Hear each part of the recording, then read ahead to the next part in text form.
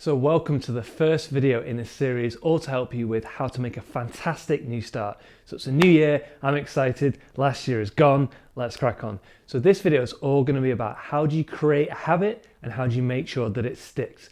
So the first thing is, if you want to create a habit, take a step back. What is it that you really, really want? Because the habit is how you do it. What do you really, really want? And get excited for that. Is it you want to get fitter? Is it you want to improve something in your business, in your personal life? You want to develop yourself? Get really clear on that. Forget the habit for a second. Get really clear and say, I want this, I want this, I want this. Write that down. I want this. I want to be like this. I want my life to be like that. Do that first. That is the first thing before any habit, right? People don't do that. They just start doing stuff. So do that first. What do you want? And then we get into it. So you want a cue, a routine, and a reward. So if you worked with me before, you know I use this model. It's brilliant. But before we do that, what do you want?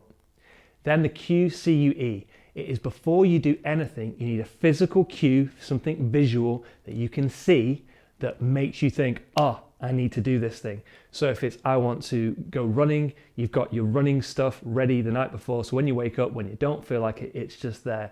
Because that's when people fall down. They don't feel like doing the new behaviors or the new things. Why should we change? So we have the thing that goes, okay, even if I don't feel like it, there it is. It sets it, I'm ready to go. You can put reminders in your phone, in your diary, in your calendar. You can get somebody to hold you accountable. Yeah. So having that cue, setting up a physical cue. Then the second thing is the behavior, whatever you do, whether it's going to the gym, reading the book, learning the new language, spending quality time with your loved one, whatever it is, that's the new thing. And you just kind of do that, right? And the last thing is you got to reward yourself. You got to feel good about it, because when you're doing the new thing, it's not particularly fun, is it? Right? You think, I didn't really enjoy that. It's horrible. Why should I do that again? Well, then you remind yourself, you say, well done, Mike. I've done that really well. I'm a big fan of tick lists. Create a tick list, tick it off, tick it off, tick it off. Because then you give yourself a reward and you think, well, it sucked, but I did, I'm going to reward myself with this. So say on a Friday night, you think, right, we're going to do this, we're going to do this. So set up a cue, a routine, and reward. Because where people fall down is, firstly, remember that first thing? They don't know what they really want. So you've got to be clear with that. Then you set things up, you say, right, here's my cue that I'm going to set up. I'm going to have my timer. I'm going to have my clothes there. Then I'm just going to do it. And I might not like it, but I'm just going to do it.